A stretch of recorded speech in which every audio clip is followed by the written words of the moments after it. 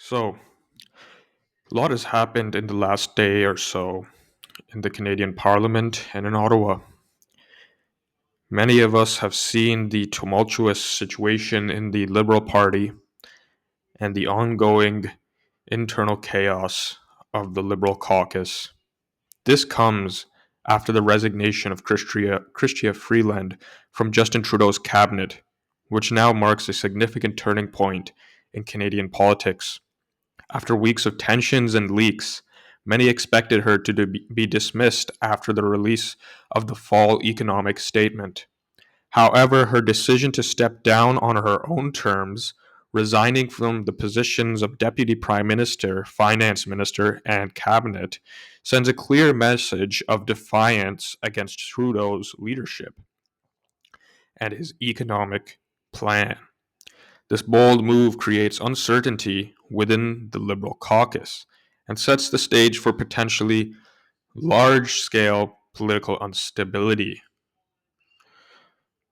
This situation reminds me of a historical parallel in the United Kingdom back in the around 1990s, I believe, or late 80s.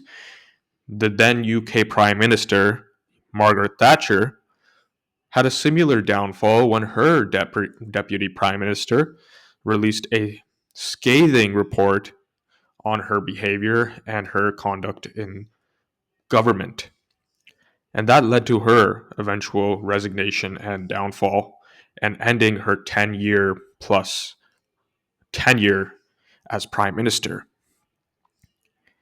This comparison is striking as both scenarios involve high profile figures challenging their leaders at critical moments, leading to a re-evaluation of leadership dynamics. Freeland's resignation could be the beginning of a broader shift in the Canadian political scene, raising questions about Justin Trudeau's future and the potential for a changing of leadership within the Liberal Party. These events will likely be remembered for years, potentially shaping the narrative of Canadian politics and the history alike in a similar vein to major political shifts in the worldwide scene.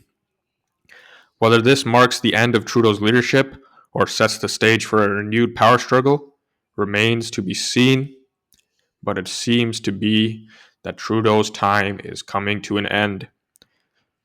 Yesterday, as well, there was an election in BC, a by election where the Conservative candidate won by a mile, completely decimating the Liberal candidate as well as the NDP candidate. The votes were 9,000 for the Conservative, around 9,000 Conservative votes to the Liberal parties, I believe, 2,000 votes, and the NDP had something similar, I think 1,500 to 2,000 votes. As you can see, Canadians are becoming more and more fed up with the chaos and the lack of policy and lack of leadership coming from the Trudeau Liberals. Canadians want change, and change can only come when Justin Trudeau puts his ego aside and lets his ego of grandiose and delusions of grandiose be let go. Hopefully, the Prime Minister sees that what's best for Canadians is that he is no longer in power and that he lets the reins of his own party's leadership go to somebody else and lets an election happen. Hopefully, the Prime Minister comes to his senses instead of acting like an absolute dictator, thinking he knows what's best for the Canadian populace.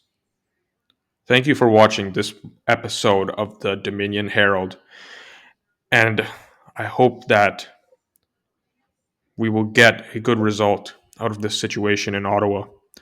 That result being Justin Trudeau finally conceding that he is not what Canada needs. Thank you very much for watching and have a wonderful day.